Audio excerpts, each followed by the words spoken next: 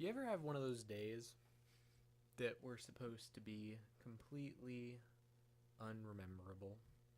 Like nothing went out of the ordinary, but one thing did, making it one of the most memorable moments of your life? I can say that watching a motorcycle accident and watching a man die definitely attributed to being one of those days. So let's set the scene. I was in the car with my dad, and we were running errands, and we're gonna head down to my favorite restaurant, my favorite sandwich shop, called Gumbo A Go Go, and it was a great reward for being able to stick with my dad while we bought groceries and such. And I was looking forward to it. And on the way there, we stop at a light. We see the cars pass by as we wait for our turn. I see a motorbiker who's just going along, but a car behind him is going a little too fast and bumps him in the rear. It wasn't that hard of a bump, but he's a motorcycle versus a giant metal box with wheels. So he goes flying off his bike, and he just slides across the pavement, bouncing. I see bits and bobs of motorcycle, and him for that matter, along the way. It's tough looking at that. I wouldn't say it was traumatizing, but it was certainly an experience that affected me.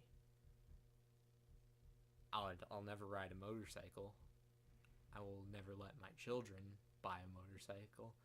And I tell anybody who considers buying a motorcycle, don't. Seeing death as a 13-year-old kid wasn't something that I really ever thought about. I never thought about seeing a person die in real life before that point. I was 13. I was thinking about what 13-year-olds think about, video games and girls, right? And I just saw mortality. I saw a life end. And it was strange for me because I didn't know how to react. My dad, being a doctor, left the car and went to check it out. I was frozen in my seat. I turned up the music to drown everything out. I didn't want to look, but my eyes were glued to everything that had just happened. My dad, other people coming out of the car to see you help him. It wasn't an instant death. Just to be clear, there was a little bit of a moment where he struggled to get up, came back down, but he was too far gone.